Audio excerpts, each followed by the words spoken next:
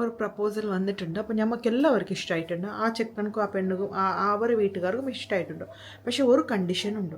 ആ കണ്ടീഷൻ കേട്ടപ്പോഴാണ് നമ്മളൊക്കെ അപ്സെറ്റ് ആയത്. ടെൻഷൻ എടുത്തു നമ്മൾ. കാരണം നമ്മൾ അവൾ തന്നെ വേണമെന്ന് നമ്മൾ വാശി. കാരണം രണ്ടാളുടെ ലെവൽ സെയിം ആണ്, സെറ്റാണ്. അങ്ങനെയുള്ള ഒരു പെൺകുട്ടിയിൽ നമുക്ക് ബുദ്ധിമുട്ടാണ്. ചില ആൾക്കാർക്ക് ഭയങ്കര എക്സ്പെക്ടേഷൻ ആണ്. മണി എക്സ്പെക്ടേഷൻ, മൊബൈൽ ചോദിക്കുക, ഗോൾഡ് ചോദിക്കുക, അങ്ങനെയുള്ള എക്സ്പെക്ടേഷൻ ഉള്ള പെൺകുട്ടികളെ നമ്മൾ എൻ്റെ അനിയനക്ക് ഞാൻ കല്യാണം കഴിപ്പിക്കാം യൂട്യൂബ് ചാനൽ. അപ്പോൾ ഇന്ന് പ്രത്യേകിച്ചിട്ടൊരു വീഡിയോ ഒന്നും ഇല്ല. കാരണം ഇന്നും നമ്മുടെ വീട്ടിൽ പ്രപ്പോസൽ നോക്കിയിട്ടാണ്. പ്രപ്പോസൽ നോക്കിയത് എങ്ങനെ നോക്കുന്നുണ്ട് കേട്ടോ. ഒരുപാട് പ്രപ്പോസൽസൊക്കെ നോക്കിക്കൊണ്ടിരിക്കുകയാണ്. കാരണം ഇപ്പോൾ കല്യാണം കഴിപ്പിക്കാൻ നമ്മൾ 100 തവണ ആലോചിക്കേണ്ടി വരും. അങ്ങനല്ലേ ജനറേഷൻ. നമ്മളിപ്പോൾ പറഞ്ഞിട്ടൊന്നും കാര്യമില്ല. അപ്പോൾ ഒരു പ്രപ്പോസൽ എൻ്റെ ബ്രദർക്കാണെങ്കിൽ നല്ല ഒരു പെണ്ണ്, ഗ്ലാമറും വേണം, എഡ്യൂക്കേഷനും വേണം, അങ്ങനെയാണ് കേട്ടോ അവന് ആലോചിക്കുന്നത്. അപ്പോൾ അവനക്കൊന്ന് പ്രപ്പോസൽ ഉണ്ടെങ്കിൽ നല്ല പഠിച്ച പെണ്ണാണെങ്കിൽ ഗ്ലാമർ ഉണ്ടാവില്ല. അത്യാവശ്യം അവൻ എത്തിയത് എയർപോർട്ടിൽ വർക്ക് ചെയ്യുന്ന ഒരാളല്ല. അപ്പോൾ അവൻ്റെ ഒരു ആ ലെവലിൽ തന്നെ നോക്കുമല്ലോ. കാരണം കല്യാണം എന്ന് പറയുന്നത് ഒന്നേ ഉള്ളല്ലോ. അപ്പോൾ ചിലപ്പോൾ എൻ്റെ വീഡിയോ കാണുന്നവർക്ക് പറയുമായിരിക്കും, എന്തായാലും ഇങ്ങനെ പറയുമായിരിക്കും, ഗ്ലാമർ എന്തിനാണ്, ഗ്ലാമർ ഉള്ളത് മനസ്സിൻ്റെ ഉള്ളിലല്ലേ നന്മ ഉള്ളതെന്നുള്ളത്. പക്ഷെ മനസ്സിൻ്റെ ഉള്ളിലുള്ള നന്മ എന്ന് പറഞ്ഞാൽ ഇപ്പോൾ ഗ്ലാമർ ഇല്ലാത്തവർക്കും ഉണ്ടാവും, ഗ്ലാമർ ഉള്ളവർക്കും ഉണ്ടാവും. അവരുടെ മനസ്സാണ് അവർ തീരുമാനിക്കേണ്ടത് എങ്ങനെ ഇരിക്കണം എന്നുള്ളത്. അപ്പോൾ ഒരു പ്രപ്പോസൽ വന്നിട്ടുണ്ട്. അപ്പോൾ നമുക്ക് എല്ലാവർക്കും ഇഷ്ടമായിട്ടുണ്ട്. ആ ചെക്കനും ആ പെണ്ണുക്കും അവരുടെ വീട്ടുകാർക്കും ഇഷ്ടമായിട്ടുണ്ട്. പക്ഷേ ഒരു കണ്ടീഷനുണ്ട്. ആ കണ്ടീഷൻ കേട്ടപ്പോഴാണ് നമ്മളൊക്കെ അപ്സെറ്റ് ആയത്. ടെൻഷൻ എടുത്തു നമ്മൾ. കാരണം നമ്മൾ ഹാർട്ടിൽ ഇഷ്ടപ്പെട്ടു, അവരും നമ്മൾ ഇഷ്ടപ്പെട്ടു. കാരണം രണ്ടാൾക്ക് മനസ്സറിഞ്ഞിട്ട് ഒരു പെണ്ണ് കിട്ടുക, ഒരു പെണ്ണിന് ഒരു മനസ്സറിഞ്ഞിട്ട് റാണി കിട്ടുക എന്ന് പറയുന്നത് അത്രയൊന്നും ഈസിയുള്ള കാര്യമല്ല. ഒരു കല്യാണം ആവുന്നതെന്ന് പറഞ്ഞാൽ അത്രയൊന്നും ഈസിയല്ല. ഓക്കെ, അപ്പോൾ ഞാനത് ഇപ്പോൾ ഉമ്മനോട് അതിൻ്റെ കാര്യം ചോദിക്കുകയാണ്. ഉമ്മ എന്ത് പറയുന്നു നോക്കട്ടെ. വാ, ഞാനത് ഉമ്മനോട് പറഞ്ഞ് നമ്മളൊരു വീഡിയോ എടുക്കാനുണ്ട്, ഒരു ഇമ്പോർട്ടൻറ്റ് വീഡിയോ എന്ന് പറഞ്ഞിട്ടുണ്ട്. നോക്കാം. മൊബൈലെടുത്തേ ഓടുന്നേ. നിങ്ങൾക്കെല്ലാം കാര്യങ്ങളെല്ലാം ചോദിക്കാനുണ്ട് എൻ്റെ ഉമ്മാനോട്. അപ്പോൾ ഉമ്മാൻ്റെ മോൻക്ക് ഒരു നല്ലൊരു പ്രപ്പോസലാണ് വന്നിട്ടുള്ളത്. ഇവിടെ ഇരിക്കുക, അവിടെ ഇരിക്കുക, ഇവിടെ ഇരിക്കണ്ടേ. ആ ബാ, നമ്മൾ അല്ല ഇവിടെ ലൈറ്റ് ഉണ്ടോ അവിടെ? ഇതാണ്. അപ്പം ഞാൻ പറഞ്ഞത് തന്നെ ശരി. അപ്പം ഞാൻ പറഞ്ഞതെല്ലാം കേൾക്കുനി അല്ലേ? ഓക്കെ, കേൾക്കുന്നത് കേൾക്കും, അല്ലാത്തത് കേൾക്കാൻ പറ്റില്ല. കേൾക്കുന്നത് എന്താന്ന് മനസ്സിലാക്കും, അത് ഞാൻ കേൾക്കും. അല്ലാത്തത് ഞാൻ വിട്ടുവിടും, എനിക്ക് കേൾക്കാൻ പറ്റില്ല. നിന്റെ മോൾക്ക് ഒരു പ്രപ്പോസൽ വന്ന ആൾക്കാർ നമ്മൾ ഡെയിലി ലൈഫ് സ്റ്റൈലാണ് ഇത്. 365 നാളത്തെ ലൈഫ് സ്റ്റൈൽ ചാലഞ്ച് എടുത്തതാണ്. അതെ, അവൻ ഇവിടെ എന്താവുന്ന കാര്യമൊക്കെ നാട്ടുകാർക്ക് അറിഞ്ഞേ പറ്റും. അപ്പൊ നിന്റെ ഒരു മോൻ എല്ലാം ഒളിപ്പിക്കണമെന്നില്ല ഇവിടെ. ഇല്ല, അത് സത്യമായിട്ട് നമുക്ക് ഡോങ്കി അങ്ങനത്തെ പറ്റൂല. ആദ്യം നമ്മൾ ഇതിൽ എന്തുണ്ട് അത് പറയും, പറഞ്ഞിട്ടേ നമുക്ക് മനസ്സിലാക്കും. അപ്പൊ നാളെ അവർ പറയും നമ്മൾ ഡോങ്കി, ആ പരിപാടി നമ്മളോട്ട് ഇല്ല. ഡോങ്കി ആക്കുന്നത് എപ്പോഴും നമ്മൾ സത്യമേ പറയൂ, സത്യമേ പറയണം. അപ്പൊ നമ്മൾ ഇവിടെ ഒലിപ്പിക്കുന്ന കാര്യം ഒന്നുമില്ല, സത്യം തന്നെ പറയണം. അപ്പൊ ഞാൻ ഇന്നാലും രാവിലെ ഒരു ഫോട്ടോ അയച്ചു ഒരു പെണ്ണിനെ, നീല ഡ്രസ് ഇട്ടോല്ലേ, അവൾ ഇഷ്ടപ്പെട്ടല്ലേ? ഇഷ്ടപ്പെട്ടു. അപ്പൊ അനിയനക്കും ഇഷ്ടപ്പെട്ടു. അപ്പൊ രണ്ട് വീട്ടുകാർക്കും ഇഷ്ടപ്പെട്ടതാ. ശരി, ഓൾമോസ്റ്റ് നമ്മൾ അവൾ തന്നെ വേണമെന്ന് നമ്മൾ വാശി. കാരണം രണ്ടാളുടെ ലെവൽ സെയിം ആണ്, സെറ്റാണ്. ഒരു പ്രശ്നമുണ്ട്, കണ്ടീഷൻ ഉണ്ട്. നിന്റെ മോൻ എനിക്ക് ലൈഫിൽ സെറ്റ് ആവണോ വേണ്ടയോ? എന്റെ മോൻ സെറ്റ് ആവുന്നത് എനിക്ക് ഇഷ്ടമാണ്. ആയാലും സെറ്റ് എന്റെ ഭാഗത്തിലേക്കും സെറ്റായിട്ട്. എന്റെ മോനും അത് നിങ്ങൾക്കറിയില്ല. ഞാൻ എൻ്റെ കുട്ടികളുടെ നോക്കിൻ്റെ കഷ്ടപ്പാട് എനിക്കും എൻ്റെ പഠിച്ചവനിക്ക് അറിയുള്ളൂ. ആ കണ്ണുനീർ മാത്രമേ എനിക്ക് പോയതുള്ളത് അറിയാം. എത്ര കഷ്ടപ്പെടുത്തുന്നുണ്ട്. അപ്പം എൻ്റെ ഭാഗത്തിലേ എൻ്റെ മോൻ ഇരിക്കുമെന്ന് ചൊല്ലി എനിക്ക് അറിയാം. ഇന്നലെ നമ്മൾ അത് 2 ദിവസമായിട്ട് അതൊരു ഹാപ്പി ആയിരുന്നു. ഇവർ പെണ്ണ് സെറ്റായാലും രണ്ടാളും നല്ല മാച്ചാണ്, ഇഷ്ടപ്പെട്ടു. അതിനുശേഷം നമുക്ക് മനസ്സിലായത് അതായത് കേരളല്ല, പക്ഷെ മാംഗ്ലൂരിൽ അങ്ങനെ ഇല്ല കേട്ടോ. കേരളയിൽ എവിടെ ഒരു നാട്ടിൽ ഇത് എവിടെ ഒരു നാടത് നാട് വേണ്ട നമ്മളത് അത് വേണ്ട, നാട് വേണ്ട. അപ്പോൾ അവർ ഒരു നാട്ടിൽ നിന്ന് കേരള നാട്ടിൽ നിന്നാണ്.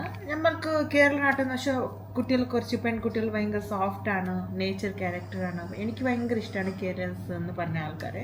ഞാൻ ഇപ്പോൾ മലയാളം സംസാരിക്കുമ്പോൾ തന്നെ നിങ്ങൾക്ക് മനസ്സിലാവും എത്ര ഞാൻ റെസ്പെക്റ്റ് കൊടുക്കുന്നുണ്ടെന്നുള്ളത്. ആ ഒരു റെസ്പെക്റ്റ് എനിക്ക് എപ്പോഴും ഉണ്ട്.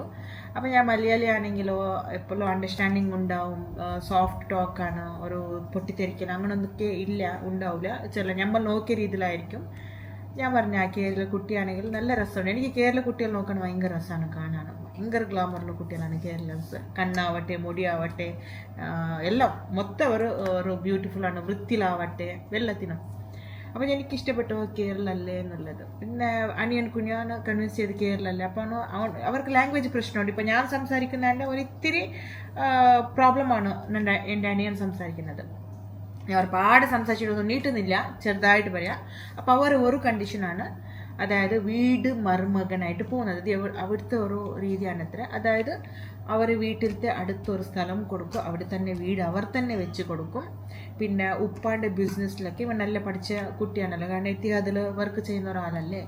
അപ്പോൾ അവിടെ തന്നെ അവരെ ബിസിനസ് കാര്യങ്ങളൊക്കെ അവിടെ നോക്കിയിട്ട് അവരെ അവരെ ബിസിനസ്സിൻ്റെ പക്ഷേ ഒരു നല്ലൊരു റിച്ച് ഫാമിലിയാണ് കേട്ടോ വന്നത്. അപ്പോൾ നല്ലൊരു പാർട്ടി.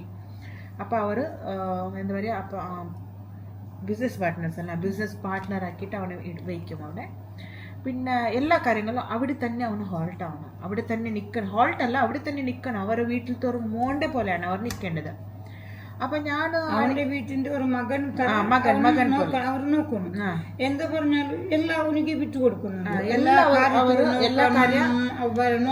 ഒട്ടൊരു മോലേ ഉള്ളു. ഒട്ടൊരു മോല് ഒരു മോണ എന്താ പറഞ്ഞു, ഒരു മോല് ഭയങ്കര സ്നേഹത്തിലാണ് അവർ വളർത്തിയത് മോലെ. അവരൊന്നും ഇവൻ കല്യാണം കഴിഞ്ഞിട്ട് പെണ്ണിനെ ദുബായ് കൂട്ടി പോകുന്നുണ്ട്, പക്ഷെ അവർക്ക് അതിനൊന്നും താല്പര്യമില്ല. മോല് അവരെ കൺമുമ്പിൽ തന്നെ വയ്ക്കുന്നത്. ഞാൻ പറയുന്നത് വലിയ ആൾക്കാർ സെൽഫിഷ് ആയിട്ട് അവരെ സ്നേഹത്തിന് വേണ്ടി ചെറിയ ചെറിയ കുട്ടിയല്ലേ കല്യാണം കഴിഞ്ഞിട്ട് ലൈഫ് ആരും സാക്രിഫൈസ് ചെയ്യിപ്പിക്കാതിരിക്കുക. അവർ കല്യാണം കഴിഞ്ഞ ശേഷം അവരെ ലൈഫിലേക്ക് അവരെ ജീവിക്കാൻ വിടുക, അത്രയാണ്. ഇതൊക്കെ എന്താ പറയുക, ഒരു ഫോഴ്സ്ഫുള്ളി ലൈഫാക്കിയ പോലെയാണ് ഒരു ഭർത്താവ് ഭാര്യൻ്റെ വീട്ടിൽ തന്നെ ഒരു ചെക്കനെ വേയിപ്പിക്കുന്നതെന്ന് പറഞ്ഞാൽ. എനിക്കതിൽ ഇഷ്ടമില്ല. പിന്നെ അവരവരിഷ്ടമാണ്, എനിക്കറിയില്ലല്ലോ, ഓരോ നാട്ടിലത്തെ ഓരോ കൾച്ചറല്ലേ. അതാ അപ്പം ഞാൻ ഇപ്പോൾ നീ എന്നോട് പറഞ്ഞു ഉമ്മനോട് ഇങ്ങനത്തെ ഇതാണ് വിഷയമാണ്. അപ്പം ഞാനെന്ത് പറഞ്ഞു, ഒരു ചാക്കാരി വാങ്ങുന്നുണ്ട് അല്ലേ, അതിന് നമ്മൾ ഒന്നിച്ചിട്ട് തിന്നാൻ പറ്റുമോ? കുറച്ചല്ലേ തിന്നാൻ പറ്റുള്ളൂ. നമുക്ക് ആവശ്യമുണ്ട്, എൻ്റെ പള്ളിക്ക് ആവശ്യമില്ലത്. അപ്പോൾ എൻ്റെ മകന് ഞാൻ ഇത്ര ഒരു കഷ്ടപ്പെട്ടു, കണ്ണുനീർ പോയി. എൻ്റെ മകൻ എനിക്ക് ഒരേ മോനല്ലേ ഉള്ളത്. അപ്പം ഞങ്ങൾക്ക് അങ്ങനെ ചെയ്യാൻ എനിക്കിഷ്ടമില്ല. അവർ എത്ര ഉണ്ടെങ്കിലും എനിക്കും അത് ഒരു പൂ പോലെ ഉള്ള ഒരേ മകനാണ്. അപ്പോൾ എൻ്റെ കുട്ടികളെ വിട്ടിട്ട് അവിടെ പോയിട്ട് ഇരിക്കുന്നത് എനിക്കത് ഇഷ്ടമില്ല. പിന്നെ നമ്മളെ ഭാഗത്തിൽ ഉടുന്നത് ഞാൻ പറഞ്ഞു. അപ്പം ഞാൻ എന്തൊക്കെ ഈ കാര്യം കേട്ടപ്പോൾ നമ്മളൊരു ചെക്കൻക്ക് ഒരു പെണ്ണിന് ഇഷ്ടമാവാന്ന് പറഞ്ഞാൽ അത്രയൊന്നും ഈസി ഉള്ള കാര്യമല്ലല്ലോ. പക്ഷെ ഇവനക്കാണെങ്കിൽ ഞാൻ പറഞ്ഞില്ല ഓൾറെഡി, ഒരുപാട് നോക്കിയിട്ട് അവനക്ക് ഇഷ്ടപ്പെടുന്നില്ല എന്നുള്ളത്. ഗ്ലാമർ പഠിപ്പില്ല, ഗ്ലാമറുണ്ടോ പഠിപ്പുണ്ടാവില്ല, അങ്ങനത്തെ കാര്യങ്ങളാണ്. നല്ല കുട്ടിയും വേണം. അവൻ നല്ല ചെക്കനാണ്. അവൻ്റെ എവിടെ അറിഞ്ഞാലും അവൻ്റെ ഒരു ബ്ലാക്ക് മാർക്കൊന്നുമില്ല. അങ്ങനെയുള്ള നല്ല നീയത്തുള്ള കുട്ടിയാണ്. 10 പൈസ ഒരാൾക്ക് കൊടുക്കല്ലാതെ 10 പൈസ ആരും ഡിപ്പെൻഡന്റ് ലൈഫല്ല. അവന് ആരും ഒരു സാധനം കണ്ട് ആഗ്രഹിക്കുന്നില്ല. അങ്ങനത്തെ ഒരു മോനാണ്. അപ്പോൾ ഞാൻ അവനോട് പറഞ്ഞു, എനിക്ക് ആ കുട്ടി ഇഷ്ടമായിട്ടുണ്ടെങ്കിൽ നിന്റെ ലൈഫും സെറ്റാവും. കാരണം സെറ്റ് എന്ന് പറഞ്ഞാൽ അവൻ പറയുന്നത് എന്താണെന്ന് വെച്ചാൽ, ഞാനിപ്പോൾ ഓൾമോസ്റ്റ് 0 to സ്റ്റാർട്ട് ചെയ്ത് ഞാനിപ്പോൾ സെറ്റായിക്കൊണ്ട് വരുന്നുണ്ട്. എനിക്ക് എൻ്റെ ആരോഗ്യത്തോട് ഞാൻ അധ്വാനിക്കും, എനിക്ക് സെറ്റാവും. ഞാൻ ഭാര്യൻ്റെ വീട്ടിൽ പോയിട്ട് താമസിച്ചിട്ട് അവിടെ എന്ത് ഞാൻ ഗൾഫിൽ പോയിട്ട് ദുബായിൽ പോയിട്ട് ഉണ്ടാക്കിയാലും അത് ഭാര്യ വീട്ടുകാർ തന്നത്, ഭാര്യ വീട്ടുകാർ ഉണ്ടാക്കിയതെന്നേ പറയുമോ. എനിക്കതിന് താല്പര്യമില്ല എന്ന് പറഞ്ഞു. പിന്നെ അവർ വീണ്ടും ഒരുപാട് ഓഫറായിട്ട് ഒരുപാട് ഓഫർ ഇട്ടു. ആ വണ്ടി കൊടുക്കുക, ഈ വണ്ടി കൊടുക്കുക, അങ്ങനെ പെണ്ണുക്ക് ഒരു അത്യാഗ്രഹമുള്ള ഫാമിലി ആണെങ്കിൽ തീർച്ചയായിട്ടും സപ്പോർട്ട് ചെയ്യും. ഓക്കെ, അങ്ങനെ നമ്മളെ മോൻ്റെ ലൈഫ് സെറ്റാവല്ലേ. കാരണം അവന് ഞാൻ മരിക്കുന്നവരെ എനിക്ക് ഇരുന്ന് തിന്നാനുള്ള ഓഫറാണ് അവർ വെച്ചിട്ടുള്ളത്. അപ്പം എന്താണെന്ന് വെച്ചാൽ അവർ പെണ്ണുമോളോട് അവരുടെ മോൾക്ക് എൻ്റെ അനിയനെ ഇഷ്ടമായി. അതുകൊണ്ടാണ് കേട്ടോ അവർ ഫോട്ടോ കാര്യങ്ങളൊക്കെ ചെയ്തും അവൾക്ക് ഇഷ്ടമായി. എൻ്റെ അനിയനക്കും അങ്ങനെ ഒരു ഇഷ്ടമായി ആണുക്കും ഇഷ്ടമായി പെണ്ണിനും ഇഷ്ടമായി. ആ പെണ്ണു ഞമ്മക്കും ഇഷ്ടമായി. ഈ കാര്യം എനിക്ക് ഇഷ്ടമായില്ല. അപ്പൊ അവർ എന്ത് വേണമെങ്കിൽ അവരെ മോൾക്ക് ചെയ്യാൻ റെഡിയാ. പക്ഷെ എന്താണെന്ന് വെച്ചാൽ എന്ത് വേണമെങ്കിൽ കൊടുക്കാൻ റെഡിയാണ്, പക്ഷെ മോലെ ഭർത്താവിൻ്റെ വീട്ടിലേക്ക് അയക്കാൻ റെഡിയല്ല. അവിടെ തന്നെ അവർ തന്നെ ലൈഫ് ലോങ് നിൽക്കണം എന്നുള്ളൊരു ആശയം. അത് എനിക്കതൊരു പുതിയതായിട്ടാട്ടോ ഞാൻ ഇങ്ങനെയൊക്കെ കേൾക്കുന്നത്. ഇതുവരെ ഞാൻ കേൾക്കാത്ത കാര്യമാണ്. എനിക്കത് ഭയങ്കര ഷോക്കുള്ള കാര്യം പോലെ ആയി. ഇത് ഇങ്ങനെയൊക്കെ നടക്കുന്നുണ്ട് എന്നുള്ളത്. കാരണം പെൺകുട്ടികളാണെങ്കിൽ ഭർത്താവിൻ്റെ വീട്ടിൽ പോകുന്നത് നിർബന്ധമാണ്. ഇത് ആൺകുട്ടികൾ ഒരു വൈഫിൻ്റെ വീട്ടിൽ പോയിട്ട് ലൈഫ് ലോങ് നിൽക്കാമെന്ന് പറയുമ്പോൾ എനിക്കതൊരു ഒരു ഒരു ഹാപ്പിനെസ് ഉള്ള പോലെ തോന്നുന്നില്ല കേട്ടോ. അത് ഫ്യൂച്ചറിൽ പ്രോബ്ലം വരുന്ന പോലെ. അപ്പം ഞാൻ അവനോട് പറഞ്ഞു, എനിക്ക് ആ കുട്ടീനെ ഇഷ്ടമായിട്ടുണ്ടെങ്കിൽ ഇപ്പം നീ എന്തായാലും ദുബായിലാണുള്ളത്, എപ്പോഴെങ്കിലാണ് 3 വർഷത്തേക്ക് ഒരു പ്രാവശ്യം ഇവിടെ വരുന്നതല്ലേ. അപ്പോൾ ഉമ്മാക്ക് ചിലവിനുള്ള ഞമ്മൾക്ക് ചിലവിനുള്ള ക്യാഷ് ഒന്ന് അയച്ചു വിടുക. പിന്നെ നീ അവിടെ പോയപ്പോഴെങ്കിലും ഇവിടെ ഒരു 1 വീക്ക് അങ്ങനെയല്ല അങ്ങനെ തന്നെ ചെയ്യുമെന്ന് പറഞ്ഞു. പക്ഷേ അവനക്ക് ഇഷ്ടപ്പെട്ടതല്ലേ. അപ്പം അവൻ്റെ മനസ്സ് കൂടി ഞാൻ നോക്കിയതാണ് ഇവൻ എന്ത് പറയാന്നുള്ളത്. പക്ഷെ അവൻ സമ്മതിച്ചില്ല. കാരണം അവനക്ക് ഫാമിലി ഇല്ല. എനിക്ക് ഏറ്റവും ഇഷ്ടമായ ഒരു കാര്യം എന്നറിയോ, അവളൊരു കാര്യം പറഞ്ഞു, എനിക്ക് ഫാമിലി ഇല്ലാതെ ലൈഫില്ല, നിങ്ങളാണ് എൻ്റെ എല്ലാം, നിങ്ങളെ കൂടെയാണ് ഞാൻ ഇത്രയും വരെ 0 to സ്റ്റാർട്ട് ആയിക്കൊണ്ട് വന്നത്. പക്ഷെ എനിക്കൊരു സൗകര്യം കിട്ടിയെന്ന് പറഞ്ഞിട്ട് ഞാൻ പോകാൻ റെഡി അല്ല എന്ന് പറഞ്ഞു. അവർ അങ്ങനെയാണെങ്കിൽ വേറെ പെണ്ണിനെ നോക്കട്ടെ, നമുക്ക് ഇൻഷാല്ല വേറെ നോക്കാമെന്ന് പറഞ്ഞു. ഞാൻ ഇപ്പോഴും നോക്കാൻ തുടങ്ങിക്കുന്നു കേട്ടോ. രാവിലെ തന്നെ തുടങ്ങിക്കുന്നു നോക്കാൻ. ഞാൻ 2 ദിവസം ഒന്നും നോക്കില്ല. കാരണം ഇവിടുത്തെ ഉമ്മ അല്ല കേട്ടോ അവനക്ക് പെണ്ണ് കാര്യങ്ങളൊക്കെ നോക്കുന്നത്, ഞാനാണ്. കുറച്ച് കാരണം ഉമ്മ മനസ്സിലാവുന്നില്ല എങ്ങനെയാണ് എന്താണ്. ഇപ്പം എല്ലാം മുമ്പിലത്തെ പോലെ ഒന്നും വീട്ടിൽ ബ്രോക്കറിനെ വരിപ്പിച്ചിട്ടൊന്നും അല്ലല്ലോ, ഇപ്പം എല്ലാം ഫോണിലൂടെ അല്ലേ ആവുന്നേ. അപ്പോൾ ഉമ്മാക്കാണെങ്കിൽ അത് പെട്ടെന്നൊന്നും മനസ്സിലാവില്ല. പിന്നെ നമ്മൾ പെണ്ണ് നോക്കുന്നു മാത്രമല്ല അവരുടെ ബാക്ക്ഗ്രൗണ്ടും അറിയണമല്ലോ. ഇപ്പം നമ്മൾ ഒരുപാട് പെണ്ണ് നോക്കിയപ്പോൾ അവരുടെ ബാക്ക്ഗ്രൗണ്ടെല്ലാം അറിഞ്ഞപ്പോൾ നമുക്കതൊരു ലൈഫിൽ അങ്ങനെയുള്ള ഒരു പെൺകുട്ടികൾ നമുക്ക് ബുദ്ധിമുട്ടാണ്. ചില ആൾക്കാർക്ക് ഭയങ്കര എക്സ്പെക്റ്റേഷനാണ്, മണി എക്സ്പെക്റ്റേഷന്, മൊബൈൽ ചോദിക്കുക, ഗോൾഡ് ചോദിക്കുക, അങ്ങനെയുള്ള എക്സ്പെക്റ്റേഷനുള്ള പെൺകുട്ടികളെ നമ്മൾ എൻ്റെ അനിയനക്ക് ഞാൻ കല്യാണം കഴിപ്പിക്കാൻ റെഡിയല്ല. എന്താ വെച്ചാൽ നമ്മൾ ഏത് സിറ്റുവേഷൻ ആണെങ്കിലും ഇന്ന് നമ്മൾ ബുദ്ധിമുട്ട് വന്നു, ഇന്ന് നമ്മൾ ബിരിയാണി കഴിക്കുന്നുണ്ടെങ്കിലും നാളെ നമ്മൾക്ക് ബുദ്ധിമുട്ട് വരാതിരിക്കില്ല. ലൈഫ് എന്ന് പറഞ്ഞാൽ അങ്ങനെയാണ്. എത്രയോ വലിയ ആൾക്കാർക്കാണെങ്കിൽ ഒന്ന് ലൈഫിൽ ഫേസ് ചെയ്യണം. പക്ഷെ ആ ഫേസ് ചെയ്യുന്ന സമയത്ത് നമ്മൾ ഓപ്പോസിറ്റ് പാർട്ട്ണർ ആരുണ്ടാവും, അവർ നമ്മളെ തീർച്ചയായിട്ടും ആ സമയത്തൊക്കെ സപ്പോർട്ട് ചെയ്താൽ മാത്രമേ അവർ ഇമോഷണലി മെന്റലി വീക്ക് ആവൂല. ഓക്കെ, ആ ഒരു കാര്യത്തിലാണ് ഞാൻ എൻ്റെ അനിയനക്ക് അവനെ മനസ്സിലാക്കുന്ന ഒരു പാർട്ട്ണറാണ് അവനക്ക് വേണ്ടത്. പിന്നെ ഒരു ഭാര്യ ആയ ആരെങ്കിലും ആവട്ടെ, ഒരു ഭർത്താവായാലും അയാൾ ഉണ്ടെങ്കിൽ ആ ഭാര്യക്ക് വേണ്ടി ആ ഭാര്യ ഭർത്താവിനെ നല്ലോണം സ്നേഹിക്കുന്നുണ്ട്, ആ ഭർത്താവിനെ നല്ലോണം ട്രീറ്റ് ചെയ്യുന്നുണ്ട്, വീട്ടിൽ വരുമ്പോൾ അവൻ്റെ ചിരിച്ചിട്ട് അവൾ സ്വീകരിക്കുന്നുണ്ട് ഉണ്ടെങ്കിൽ ആ ഭർത്താവിന് എന്നെ മനസ്സിൽ തോന്നും എന്തെങ്കിലും ആൾക്ക് ഈ ഫിനാൻഷ്യലൊക്കെ എന്തെങ്കിലും എമൗണ്ട് ഒക്കെ വന്നാൽ അവൾക്ക് എന്തെങ്കിലും വാങ്ങിച്ചു കൊടുക്കണം, അവൾക്ക് അങ്ങനെ ഗിഫ്റ്റ് ചെയ്യണം എന്ന് ഭർത്താവ് ആയ ഒരു പുരുഷൻക്ക് അവൻ്റെ കയ്യിൽ ക്യാഷൊക്കെ ഉണ്ടെങ്കിൽ അവനെ തീർച്ചയായിട്ടും അവൻ്റെ ഭാര്യക്ക് വാങ്ങിച്ചു കൊടുത്തിരിക്കും. അതാണ് ഒരു എന്തായാലും അവർ വാങ്ങിച്ചു കൊടുക്കും അല്ലേ, അതാണ്. അപ്പം നമ്മൾ ഒരാളോട് നമ്മൾ ചോദിച്ചു വാങ്ങുന്നതല്ല നല്ലതല്ല. ഇപ്പോഴത്തെ പെൺകുട്ടികൾക്ക് എക്സ്പെക്ടേഷൻ ഭയങ്കര കൂടുതലാണ്. അപ്പോൾ ആദ്യം തന്നെ നമ്മൾ ചോദിക്കുന്നുണ്ട്. എല്ലാ പെൺകുട്ടികളല്ല, ചില പെൺകുട്ടികൾക്കാണ്. അപ്പം ഞാൻ അങ്ങനെയുള്ള പെൺകുട്ടികൾ കുറച്ച് വേണ്ട, ഇത്രയും ഗ്ലാമറുള്ള പെൺകുട്ടികളാണെങ്കിൽ ഞാൻ വേണ്ട എന്ന് വയ്ക്കുന്നത്. കാരണം എൻ്റെ അനിയനക്ക് നാളെ ടെൻഷൻ ആവാൻ പാടില്ല, കല്യാണം കഴിഞ്ഞിട്ട് ഹാപ്പിലുണ്ടാവണം, ഒരു അണ്ടർസ്റ്റാൻഡിങ് പേഴ്സൺ വേണ്ടതാണ്. അപ്പോൾ ഇതുവരെ എൻ്റെ ഉമ്മ ആണെങ്കിൽ ഇത്രയും ഹാർഡ് ലൈഫിൽ വന്നിട്ടുണ്ടെങ്കിൽ എൻ്റെ ഉമ്മാൻ്റെ മോനോട് ഒന്നും ആവശ്യപ്പെട്ടിട്ടില്ല. നമ്മൾ എന്തെങ്കിലും ഒരു കാര്യങ്ങൾ ചോദിക്കുമ്പോൾ അവനക്ക് ടെൻഷൻ ആവോ, അവൻ ഏത് സിറ്റുവേഷനിലാണ് ഉള്ളത്, നമ്മളൊന്ന് ആലോചിക്കും. പക്ഷെ അനാവശ്യമായിട്ടൊന്നും ചോദിക്കാറും പോലും ഇല്ല. ഓക്കെ, പിന്നെ അവർക്ക് കാര്യങ്ങൾ നാട്ടിൽ വരാൻ പോകും, അങ്ങനെയൊക്കെ ഒരുപാട് ചിലവുണ്ട്. ഇപ്പം അവൻ്റെ കല്യാണം കൂടെ നമ്മളാരും ഹെൽപ്പ് ചെയ്തിട്ടല്ല, ഒന്നും അല്ല. അവൻ്റെ കല്യാണം അവൻ തന്നെ ചെയ്യുന്നതാണ്. മഹരാവട്ടെ, കല്യാണമാവട്ടെ, A to Z എല്ലാം അവൻ്റെ ഓൺ ചിലവിലാണ്. ആരും ഹെൽപ്പ് ചെയ്തിട്ട് ഫാദർ മദർ അങ്ങനൊന്നും ഹെൽപ്പ് ചെയ്തിട്ടൊന്നല്ല കേട്ടോ. അങ്ങനെയാണ്. ഉമ്മനിക്ക് എന്തെങ്കിലും ചൊല്ലുമെന്ന് ചൊല്ലും. എൻ്റെ മോൻ്റെ ഞാൻ നിങ്ങൾ പറയുന്നുണ്ട് അവളത്തോടെ. അപ്പോൾ ഞാനെന്താ പറയുക, ഞാൻ അവൻ്റെ ചെറുപ്പത്തെ മുതൽ ഇത്ര വലുതാക്കിയിട്ട് എത്ര കഷ്ടമെന്നു, എത്ര കണ്ണുനീരെടുത്തു, എത്ര കഷ്ടപ്പെട്ടു എന്ന് നിങ്ങൾക്കറിയില്ല. അപ്പം ഞാൻ കല്യാണം കഴിച്ചിട്ട് ഒരു പെണ്ണിൻ്റെ ഭാഗത്ത് വിടാൻ എനിക്ക് അത് മനസ്സ് വരുമോ അമ്മ ചിന്തിക്കുന്നു. അതല്ലാതെ പിന്നെ രണ്ടാമത്തേത് അത് എനിക്ക് ഇഷ്ടമില്ല, തീരെ ഇഷ്ടമില്ലാത്ത കാര്യം. എൻ്റെ മകന് ഒരു ഭക്ഷണം ഫുഡ് ഉണ്ടാക്കുന്നത് അത് അവന് മനസ്സിലാവുന്നുണ്ട്, അവൻ ചെയ്യുന്നുണ്ട്. പിന്നെ അവൻ്റെ കാര്യത്തിൽ അവന് എല്ലാം അവന് ചെയ്യുന്നുണ്ട്, അവനക്ക് അതൊന്നും വേണ്ട. ഇപ്പൊ ഇത് ഇങ്ങനെ അതെല്ലാം അവന്റെ ഇഷ്ടമാണ്, അവൻ ചെയ്തുകൊണ്ടു. അതെന്ത് ജാസ്തി അവന് പൈസ സ്വത്തുള്ള പൂതിയില്ല. അത് ഞാൻ ഓൾറെഡി എല്ലാം പറഞ്ഞിട്ടുണ്ട്. ഇപ്പൊ നാളെ ഇതിപ്പോ നമ്മൾ ക്യാൻസൽ ചെയ്തു വേണ്ടെന്ന് വെച്ചിട്ട് നാളെ എന്തെങ്കിലും നമ്മൾ പറയുന്നുണ്ടോ, എന്റെ കുറ്റപ്പെടുത്തുന്നുണ്ട്? എന്നെ കുറ്റപ്പെടുത്തില്ല. അവനക്ക് ഇഷ്ടമാണെങ്കിൽ പിന്നെ അവനക്ക് ഇഷ്ടമാണ്. പക്ഷെ ഒരാണ് പറഞ്ഞാല് ഉമ്മ മടിക്കെന്ന് പറയാൻ പറ്റൂല. അവനക്ക് ഇഷ്ടമാണെങ്കിൽ അവന് ഇഷ്ടം. പിന്നെ നാളെ പറയുന്നുണ്ട് എൻ്റെ ഉമ്മ അഡ വന്ന് എൻ്റെ ഉമ്മ എൻ്റെ അത് പറയാൻ പറ്റൂല. എനിക്കതും സമാധാനം ഉണ്ടാവില്ല. അപ്പൊ എൻ്റെ മോൻ ഒരു കല്യാണം ഉണ്ടാകുമ്പോ ഉമ്മ അഡ വന്നു ചെല്ലത് ഒരു ബേജാറുണ്ടാവും. അപ്പൊ അവനക്ക് ഇഷ്ടമാണെങ്കിൽ എനിക്ക് ഇഷ്ടമില്ല, അവനക്ക് അത് ഇഷ്ടപ്പെട്ടെങ്കിൽ ഓക്കെ എന്ന് ഞാൻ പറഞ്ഞു. എനിക്കത് ഇഷ്ടമില്ല, തീരെ ഇഷ്ടമില്ല പറഞ്ഞിട്ടുണ്ട്.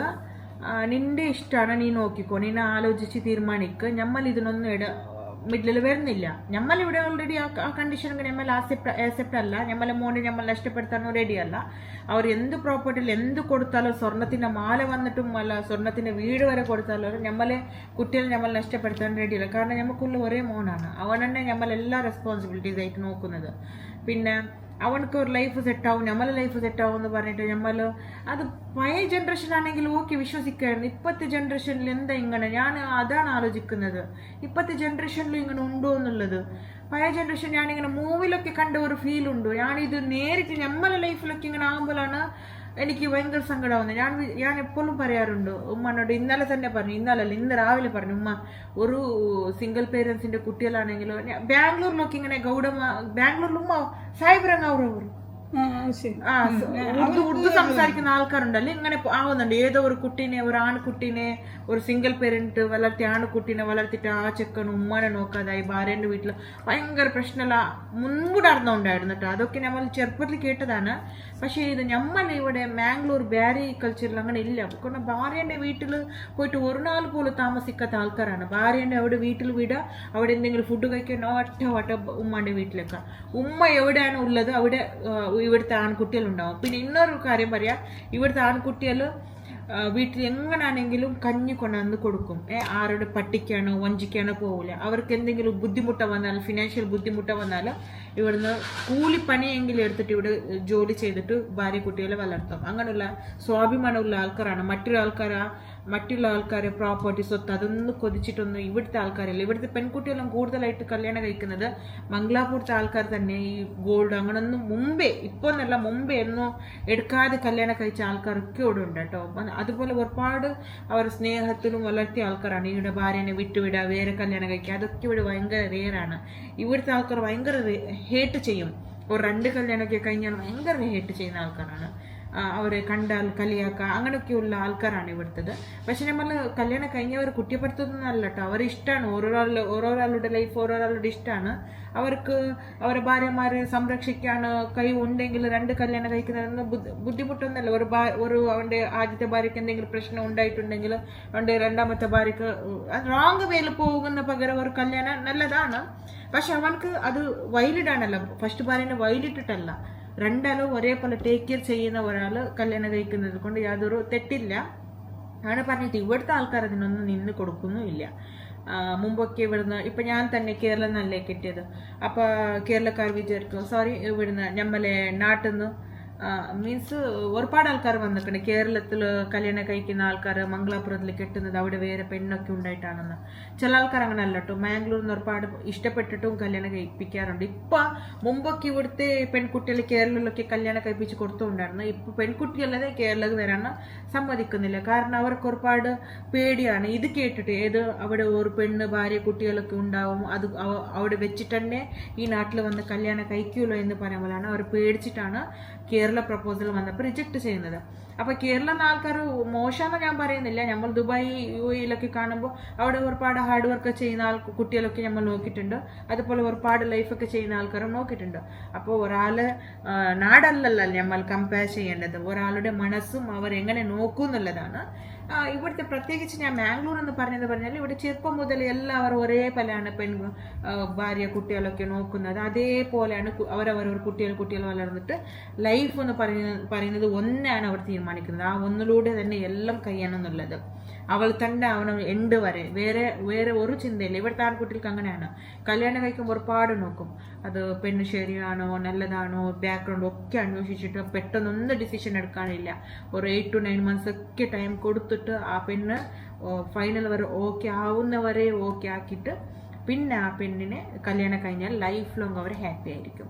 പിന്നെ പറ്റുന്നില്ലെങ്കിൽ ഇൻ കേസ് എന്തെങ്കിലും ഇല്ലീഗൽ അവർക്ക് പെൺകുട്ടിക്ക് അങ്ങനെ ഇങ്ങനെയെല്ലാം ഉണ്ടെങ്കിൽ പിന്നെ ഇവിടുത്തെ ആൺകുട്ടികൾ ചീറ്റ് ചെയ്താൽ ഇവിടുത്തെ ആൺകുട്ടികൾ പിന്നെ അവർ തിരിച്ചെടുക്കുന്ന കാര്യം തീരുമാനിക്കുന്നില്ല. അത് അവർ വിട്ടുവിടുള്ളൂ. കാരണം ഇനി വേണ്ടെന്ന് പറഞ്ഞ് തീരുമാനിക്കും. അങ്ങനത്തെ കുട്ടികളാണ് ഇവിടെ ഉള്ളത്. അപ്പൊ ഉമ്മാന്റെ മോനും ഇവിടെ മാംഗ്ലൂരിലാണ് വളർന്നത്. അവനക്ക് കേരള ആണെങ്കിലും മാംഗ്ലൂർ ആണെങ്കിലും എവിടെ ആണെങ്കിലും അവനക്ക് പ്രശ്നമില്ല. അവനക്ക് ഒരു നല്ല പെൺകുട്ടിയും നല്ല പഠിച്ചൊരു കുട്ടി കിട്ടിയാൽ മതി. അങ്ങനെയാണ് അവൻ ഉദ്ദേശിക്കുന്നത്. ഉമ്മാക്കാണെങ്കിലും പ്രശ്നമില്ല. ഇപ്പൊ ബാംഗ്ലൂരിൽ നിന്ന് ഒരു പ്രപ്പോസൽ വന്ന് നിന്നിട്ടുണ്ട്. ഉമ്മാണ് കുറച്ച് അവനക്ക് ഓക്കെ എന്ന് പറഞ്ഞാൽ നല്ല പഠിച്ച പെണ്ണാണ്, നല്ല വർക്കിലുണ്ട്, ഉറുദു സംസാരിക്കുന്ന ഒരു പെൺകുട്ടി കേട്ടോ. പക്ഷെ ഉമ്മാക്ക് എന്താന്ന് വെച്ചാൽ ബാംഗ്ലൂർ ലോങ് ആയിരുന്നു. പക്ഷെ എനിക്ക് ബാംഗ്ലൂർ ഭയങ്കര ഇഷ്ടമാണ്. എനിക്ക് ബാംഗ്ലൂർ ആണെങ്കിലും കേരള ആണെങ്കിലും ഇഷ്ടമാണ്. കാരണം ഒരു റീസൺ ആയല്ലോ കേരളക്ക് വരാണ്, അനിയന്റെ ഭാര്യന്റെ വീട്ടിലേക്ക് പോവാൻ. അവന് ഇഷ്ടപ്പെട്ടില്ലല്ലേ, അവന് ബംഗാർ വീണു പൈസ വീണു ചെന്നിട്ട് അവന് ഇഷ്ടപ്പെട്ടിട്ടില്ല. അവന് നല്ല ഒരു പെണ്ണും നല്ല പഠിച്ചതും നല്ല ഡെന്റൽ ഡോക്ടർ പ്രപ്പോസൽ വന്നു. അവർ ഇതേപോലെ ഓഫർ വെച്ചതെന്ന് പറഞ്ഞാൽ ഭാര്യന്റെ വീട്ടിൽ ഇരിക്കാനല്ല, അവർക്ക് ഇത്ര ഗോൾഡ് കൊടുക്കും അങ്ങനെ ഇങ്ങനെ എന്നൊക്കെ പറഞ്ഞിട്ടല്ല. ഇവൻ ഞമ്മക്കൊന്നും വേണ്ട. അത് എല്ലാവരും പറയുന്നുണ്ട് ഇപ്പോഴത്തെ ജനറേഷനിൽ ആരും ഗോൾഡ് എടുക്കാതെയാണ് കല്യാണം കഴിക്കുന്നത് പറഞ്ഞിട്ട്. പക്ഷെ ഉള്ളിൽ പെൺകുട്ടികൾക്ക് ഗോൾഡ് കൊടുക്കുന്ന ഡീൽ ചെയ്യുമോ എന്താ എനിക്കൊന്നും മനസ്സിലാവുന്നില്ല. ഉള്ളിലാണോ അത്ര ഗോൾഡ് കൊടുക്കുക ഇത്ര ഗോൾഡ് കൊടുക്കുക, അതിന് ആവശ്യമൊന്നുമില്ല. പെൺകുട്ടികൾക്ക് അവരെ സേഫിന് വേണ്ടി അവർ കുറച്ച് ഗോൾഡ് അയക്കല്ലാതെ ഒരുപാട് ഗോൾഡ് കൊടുക്കണം അങ്ങനൊന്നും ഡിമാൻഡ് നമ്മളൊന്നും ചെയ്യുന്നുമില്ല. അതിൻ്റെ ആഗ്രഹിച്ചിട്ടും പോലും ഇല്ല. നമുക്കത് വേണ്ട. നമ്മൾ അധ്വാനിച്ചത് തന്നെയാണ് നമ്മൾ ആഗ്രഹിക്കുന്നത്. വേറെ ആൾക്കാർ അധ്വാനിച്ചതിൽ അവരിപ്പം ഏത് ബുദ്ധിമുട്ടത്തിലാണ് ആ പെൺകുട്ടികളെ കല്യാണം കഴിപ്പിച്ച് തരുന്നത് എന്ന് നമുക്കറിയില്ലല്ലോ. അവരുടെ സിറ്റുവേഷൻസ്, അവിടുത്തെ ഉള്ളിലത്തെ കാര്യം നമ്മൾ പോയിട്ട് കാണാറുമില്ല. കാണാനൊക്കെ പോലും എല്ലാ രസം ഉണ്ടാവും. ഉള്ളിൽ അവരെ ടെൻഷൻ കാര്യങ്ങളൊന്നും നമുക്കറിയില്ലല്ലേ. കുറച്ച് ബിൽഡപ്പിന് വേണ്ടി അത് വാങ്ങി ഇത് വാങ്ങിയിട്ട് അങ്ങനെയൊക്കെ എന്തൊക്കെയാ ചെയ്തിട്ട് പിന്നെ ഒരുപാട് ആൾക്കാർ കടകിടലായ ആൾക്കാരൊക്കെ ഉണ്ടോ. ഇപ്പൊ ഉമ്മ ഞാൻ ഇതൊക്കെ പറയുമ്പോൾ പറയുവട്ടെ, എന്ത് പറയുക, നീ എല്ലാരും ഇങ്ങനെ നോക്കി നീ ബർബാദായെന്ന് ശരിക്കും നോക്കൂ. അങ്ങനെയല്ല, ഞമ്മക്ക് എല്ലാവരും അത് പഠിച്ചിട്ട് പറഞ്ഞുണ്ട് ഞമ്മളൊന്നുമില്ല, നമ്മൾ അങ്ങനെയാണ് ഇങ്ങനെ. അത് നമ്പാൻ പാടുണ്ട്. അത് ഉള്ളിൽ എന്താണെന്ന് അവർ ഇങ്ങനെ വാങ്ങാൻ വേണ്ടിയിട്ട് വരും. അതാണ് ഞാൻ പറയുന്നത്. എല്ലാവരുടെ വിശ്വസിക്കണ്ട, ആരും ശരിയില്ല. വിശ്വസിക്കുന്നവരെ വീക്കാണ്. എൻ്റെ അടുത്ത് മുമ്പിൽ ആരെങ്കിലും വന്നിട്ട് കരഞ്ഞാല് എനിക്ക് പാവ തോന്നിട്ട് അവരെ ഞാൻ ഹെൽപ്പ് ചെയ്യും. കുറച്ച് കഴിഞ്ഞ ഒരു ഉമ്മേൻ്റെ അടുത്ത് പറയും അങ്ങനെയൊക്കെ വിശ്വസിക്കേണ്ട സൗദ അങ്ങനെ ഇങ്ങനെ. ഞാനതൊന്ന് കേൾക്കാറില്ല. ഉമ്മ പാവാണ്, ഉമ്മ അന്നുണ്ടാവില്ല എന്ന്. കുറച്ച് ദിവസങ്ങൾ കഴിഞ്ഞ ശേഷം അവരെ തനി സ്വഭാവം മനസ്സിലാവുമ്പോൾ എനിക്ക് ഭയങ്കര ബേജാറാവും. കാരണം അവർക്ക് സത്യം പറഞ്ഞിട്ടെങ്കിലും നമ്മളോട് വാങ്ങാറുണ്ട്. വെറുതെ ഇമോഷണലായിട്ട് അവർ നമ്മൾ മുമ്പിൽ വന്ന് കറിഞ്ഞിട്ടൊക്കെ ഇങ്ങനെ വാങ്ങിപ്പോയിട്ട് പിന്നെ ബാക്കിലോട്ട് വന്ന് നമുക്ക് തന്നെ ചീത്ത പറയാം. അങ്ങനെയൊക്കെ ഒരുപാട് ചെയ്തിട്ടുണ്ട്. ഇപ്പം ഞാൻ തന്നെ കണ്ടപ്പോൾ തന്നെ ഞാൻ ഇമോഷണലി ആവും. അവർ അങ്ങോട്ട് പോയ ശേഷം ഞാനിപ്പോൾ അത് മനസ്സിന്ന് എടുത്ത് കളയാറുണ്ട്. അതെ, ഞാൻ പറഞ്ഞത് അവർക്ക് ആവശ്യത്തിന് വരുന്നില്ല, നമ്മളെ പറ്റിക്കാണ് അവർ വരുന്നത്. ഞാൻ അതിന് സത്യനെ വിചാരിച്ചിട്ട് ഞാൻ കൊടുക്കൂ. അപ്പം അവർ കൊടുക്കാം നമുക്ക് പാവങ്ങളായിട്ട്. ഒരു കൈയില്ല കാലില്ല കണ്ണില്ലാത്തവർക്ക് നീ കൊടുത്തോ, അതൊന്നും ഇല്ല.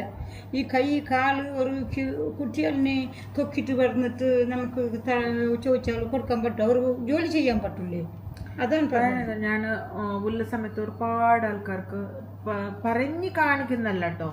നമ്മൾ ഇങ്ങനെ കരഞ്ഞു വന്നാൽ കല്യാണത്തിന് ഇതിനൊക്കെ ഒരുപാട് ഹെൽപ്പ് ചെയ്തിട്ടുണ്ടായിരുന്നു. ഈവൻ ഞാൻ എൻ്റെ ഭർത്താവിനെ പോലും അങ്ങനെ പറഞ്ഞിട്ടാണ് ആയാലും ഞാൻ പറയുന്ന എല്ലാ വാക്കിനും ഓക്കെ ആക്കിയിട്ട് ഹെൽപ്പൊക്കെ ചെയ്ത് കൊടുത്തിട്ടുണ്ടായിരുന്നു. പക്ഷെ നമുക്കൊരു ബുദ്ധിമുട്ട് വരുമ്പോഴത്തേക്കും ഒരു മനുഷ്യനില്ല. അതെനിക്ക് ഭയങ്കര സങ്കടമായത്. പക്ഷെ റബ്ബ് കൈ വിട്ടിട്ടില്ല, അത് വേറെ കാര്യമാണ്. എന്തായാലും നമ്മൾ അവർക്ക് കൊടുത്തു അവരെന്നെ തിരിച്ചു തരണമെന്നില്ലല്ലോ. റബ്ബ് വേറെ വൈയില്ലെങ്കിൽ നമുക്കൊരു വൈ കാണിക്കും. ഇല്ലെങ്കിൽ എന്തെങ്കിലും നമുക്ക് വരുന്ന മുസീബത്തുണ്ടെങ്കിൽ അതൊക്കെ എന്തെങ്കിലുമാക്കി തടകെട്ടും. നമ്മൾ അങ്ങനെ പറഞ്ഞിട്ടും കാര്യമില്ല. പിന്നെ ഒരാൾക്ക് കൊടുത്തത് നമ്മൾ കൊടുത്ത് പറഞ്ഞിട്ട് അത് കൊടുത്തതിന് ഫലം ഇല്ലാതായി പോകും.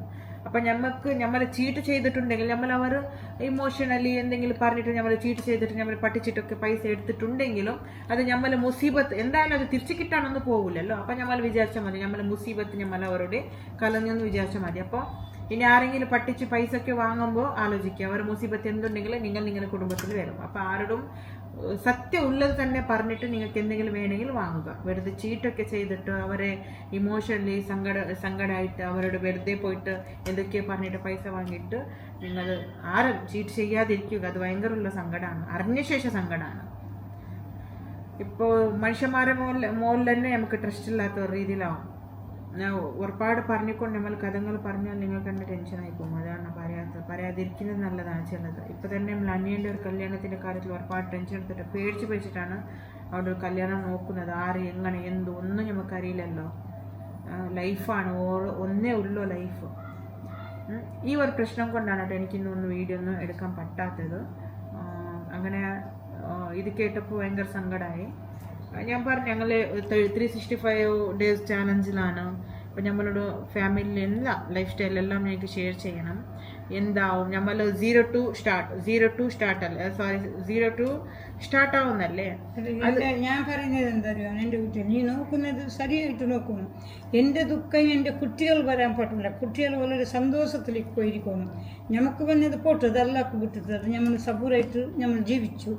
ഇന്ന് ജീവിക്കുന്ന കുട്ടികൾ സന്തോഷത്തെ വളരെ സമാധാനമായിട്ട് ജീവിക്കണം.